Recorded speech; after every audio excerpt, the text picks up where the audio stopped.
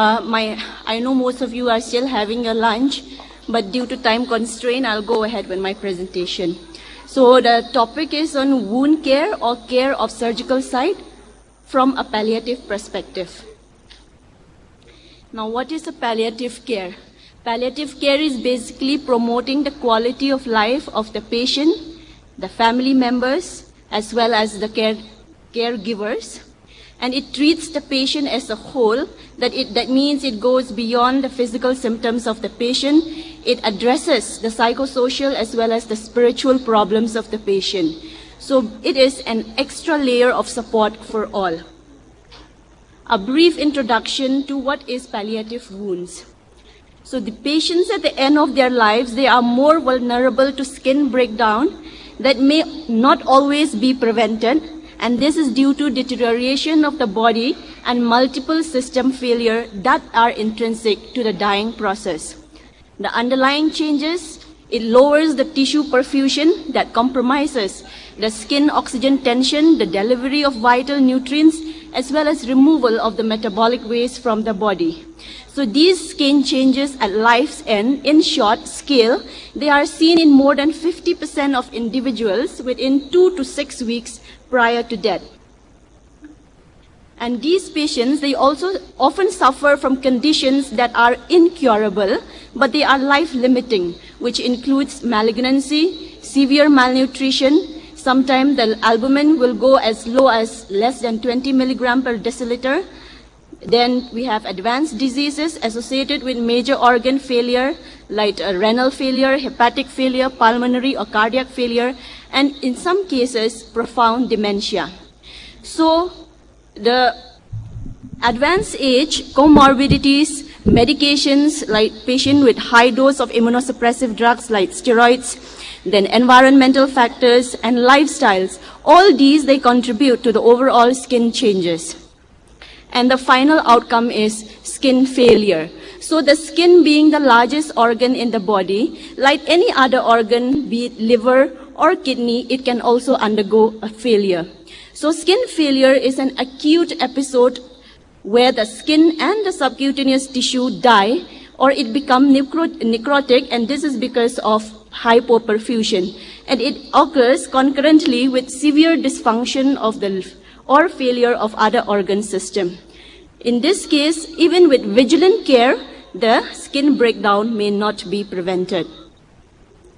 So these wounds, in general, I'll be describing them as palliative wounds. These are basically non-healable wounds. And the management of such wounds is a challenge to patient as well as to healthcare providers. So being a non-healable wound, it is imperative for us to maintain the patient's dignity and quality of life by addressing not only the symptoms of the patient, but as well as the psychosocial concern like fear of dying, the anxiety, then empowering the patient's independence, trying them to engage them or to get them involved in the management procedure, promoting the highest achievable quality of life and activities of daily living, and optimizing pain management. So for realistic objectives, clinicians should strive to distinguish these three types of wound: healable wound, maintenance wound, and non-healable wounds. Healable wounds are ones which have an adequate blood supply and it can heal if the underlying cause is addressed. So the goals and objective for such type of wounds is to promote wound healing. Whereas maintenance wound has got a healing potential. But what stops them from being a healable wound? It is either due to factors like patients or the resident is non-adherent or non-compliant to the treatment, or maybe due to resource limitation. So the goals and objective for management of such type of wound is to promote the patient or the resident to be more compliant to the treatment, as well as to advocate the patient to acquire the required resources. And like what the names suggest, maintenance, we have to preserve the wound, prevent from the formation of new ulcers, or prevent the skin from further breakdown or from further trauma or wound infection. And the wound which is of interest from palliative perspective is the non-healable wound. It includes the palliative wounds. These wounds are non-healable wounds because due to irreversible causes or illness, or due to critical ischemia, or due to a non-treatable malignancy. Now let us come to what are the different types of palliative wounds. So pressure wound is the most common palliative wounds and is particularly seen in chronically ill and in elderly patients. According to the National Pressure Ulcer Advisory Panel, NPUAP, it is defined as a localized injury to the skin or the underlying tissue that is usually over a bony prominence, and it is due to pressure, shear, and or friction. The prevalence of these pressure ulcers in palliative care setting, it ranges from 13% to 47%. I won't go into the details of pressure ulcer due to time constraint. I think the previous speaker, Sister Irene, also has emphasized on the pressure sores. These are some of the primary risk factors for the development of pressure ulcers. Now, we have the staging of pressure ulcers. There is another, the previous staging is stage 1, 2, 3, and 4. And according to the revised staging by this NPUAP, National Pressure Ulcer Advisory Panel, they have added 2 more stages in addition to the 4. That is the unstageable and the deep tissue injury. So stage 1, in stage 1, the pressure ulcer is, in stage 1, the skin is intact. There will be just a non-blanchable redness of a localized area and usually over a bony prominence. How will you differentiate it from the other surrounding area? There will be just a skin discoloration. So this area, it may be painful, it may be firm or soft, it may be warmer or cooler as compared with that of the adjacent tissue. And in patients with darker skin tones, it may be even difficult to detect a stage 1 pressure ulcer. In stage 2, there is partial thickness loss of the dermis. Here, it presents clinically as an abrasion or a clear blister, and sometimes even a superficial ulcer, but without bruising. And remember, whenever there is a bruising or the blister is not clear, instead it is blood-filled, it would indicate that additional stage known as the deep tissue injury. It doesn't fall under stage 2. Then comes your stage 3 pressure ulcer. Here there is a full thickness tissue loss. Subcutaneous fat may be visible, but the bone, tendon, or muscles are not exposed. Slough may be present, but it does not obscure the depth of the tissue loss, and it may also include undermining or tunneling of wound. So the depth of these stage 3 ulcers, it depends on the anatomical location of the ulcer. If it is in those areas where there are no subcutaneous tissue, like the bridge of the nose, ear, occiput, it can appear as a shallow stage 3 ulcer. Whereas in areas where there are significant adiposity, it may develop into an extremely deep stage 3 pressure ulcer, but it still follows the definition that the bone tendon is not visible, neither it is directly palpable.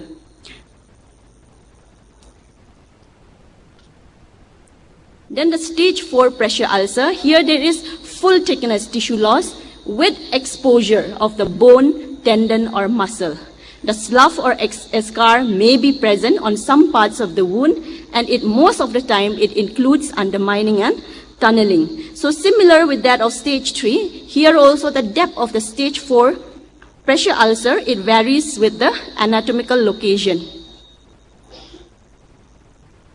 But remember, there is exposure of the bone or the supporting structures like your fascia, tendon, or joint capsule, where making osteomyelitis a possibility in case of stage 4 pressure ulcer.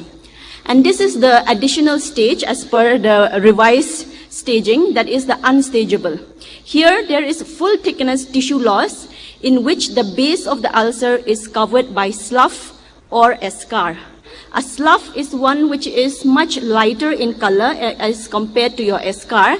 It is either yellowish or tan or grayish in color, or sometimes even greenish or brown. But what differentiates it from an scar, it is that it is more softer and it is stringy in consistency. Whereas that of an scar, it is more tan, it is hard in consistency, and most of the time it is either brown or black in color.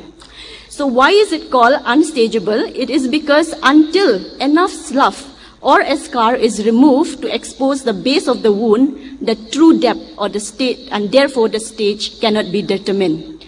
And then one important thing is that if you see a stable eschar is the one which is clean, it is dry, there is no surrounding erythema, it is not fluctuant, it is fixed.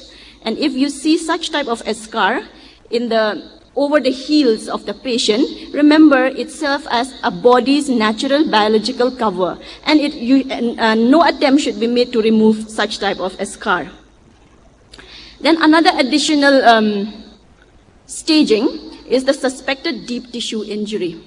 Here, the localized area appears purple or maroon in color, and it is blood-filled blister, as contrast to that of your stage 2, where the blister contains clear fluids. And it is due to damage of the underlying soft tissue from the pressure or the shear or friction. The area may be preceded by tissue that is painful, firm, mushy or boggy. It might be warmer or cooler as compared with the adjacent tissue. Your classical example is your xerosis or your pruritus. Now the next common types of palliative wounds besides pressure wound is the malignant wound. This is the third most prevalent wound class. It can result from tumor necrosis or from a fungating tumor cells or an ulcerating cancerous wound or a malignant cutaneous wound. So the infiltration of these malignant cells in these wounds is secondary to local invasion of a primary cutaneous lesion, or it might be due to metastatic spread from a primary malignancy elsewhere in the body. And the characteristic of these malignant wounds, it varies depending on the underlying primary malignancy. This is some pictures. Then the other common types of palliative wounds is your skin tear, your venous leg ulcer, diabetic foot ulcers, and arterial leg or foot ulcers. Skin tear, remember, it is the second most prevalent wound class. It is just preceded by your pressure wound and succeeded by your malignant wound. It is defined as a traumatic wound occurring principally on the extremities of older adults as a result of friction alone or with shearing and frictional forces. These forces, it either separates the epidermis from the dermis, making it a partial thickness wound, or it creates a deeper split that separates both the epidermis and the dermis from the underlying structures, making it a full thickness wound. These are the other palliative wounds, that is your venous ulcers that occur on the lower limb, secondary to an underlying venous disease. Formerly, they are known as stasis ulcers. They are the fourth most prevalent wound class. Then comes your diabetic ulcers, where the wound occurs most often in the feet of people with diabetes, and this is due to neuropathy or peripheral vascular disease. And next is your arterial leg or foot ulcers. Here the ulcers, it occurs almost exclusively in the distal lower extremity and is due to inadequate perfusion or critical ischemia. And there is another type of wound known as the Kennedy or the end of life wounds. These wounds, they appear as larger ulcers which takes the shape of a butterfly or pear shape.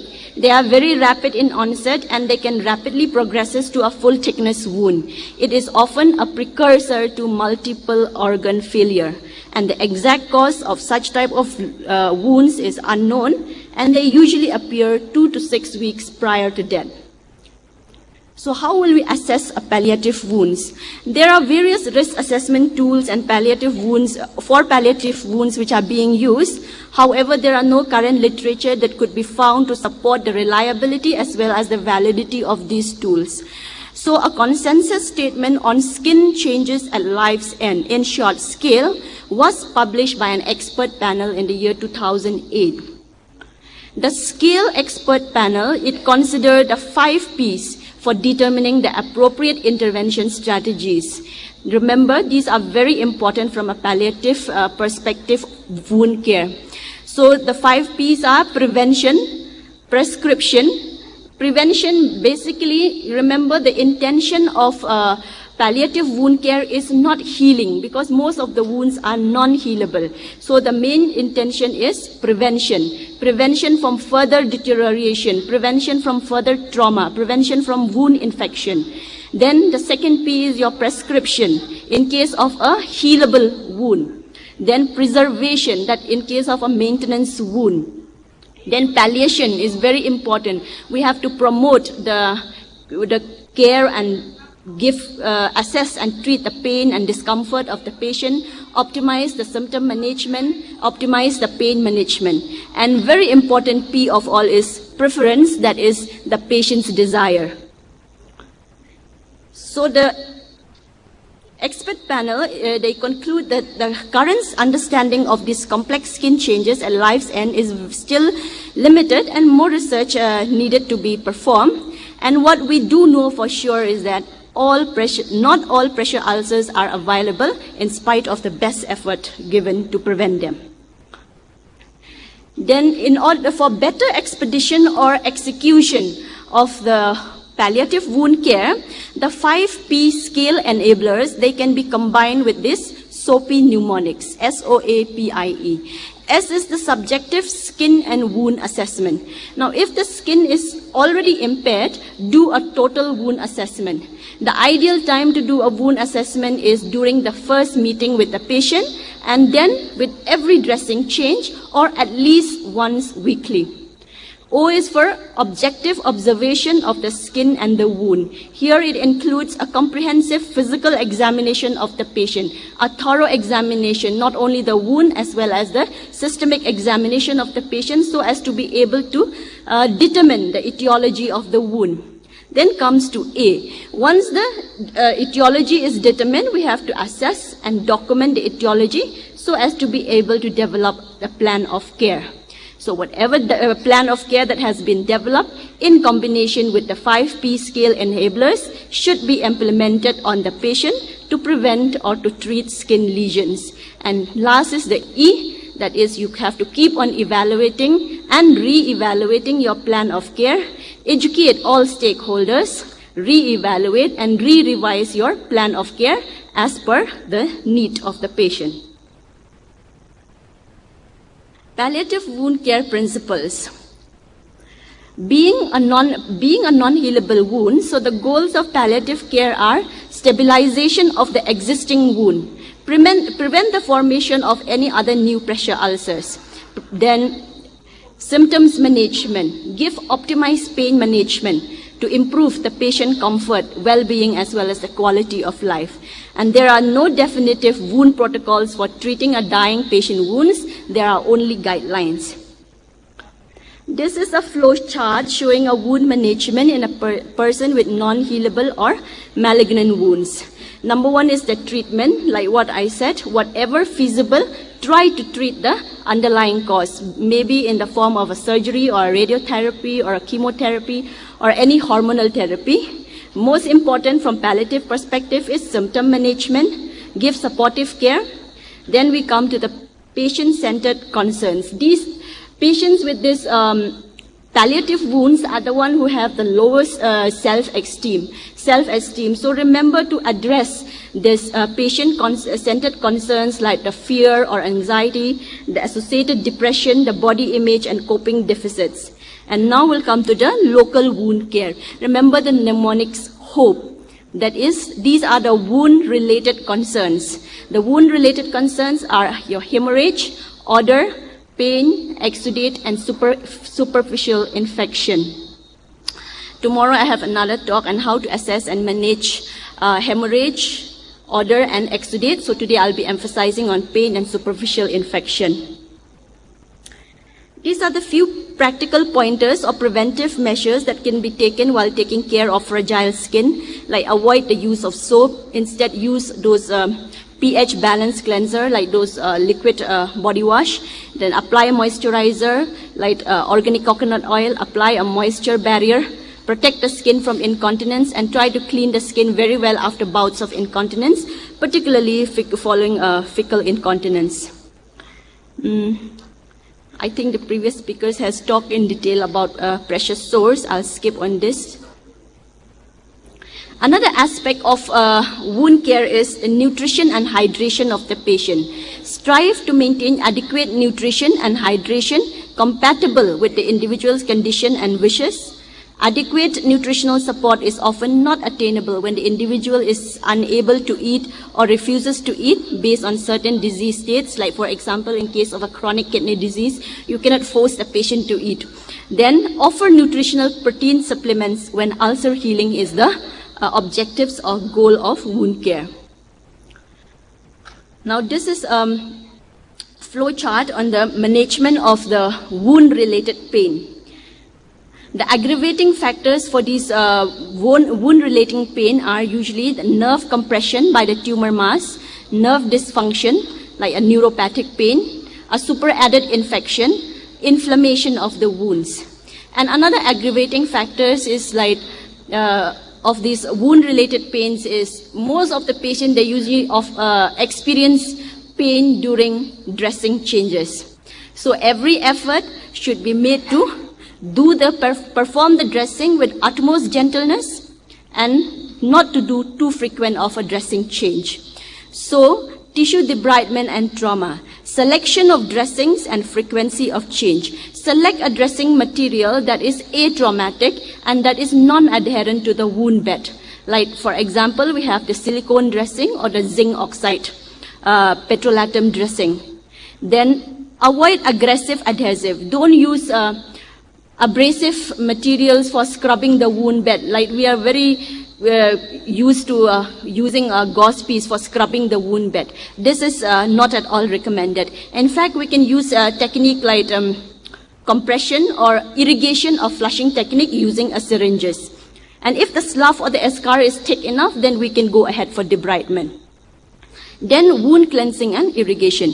Then we come to the wound-associated pain treatment. There are multiple topical analgesic that is available, like your lidocaine, opioids, or your NSAIDs.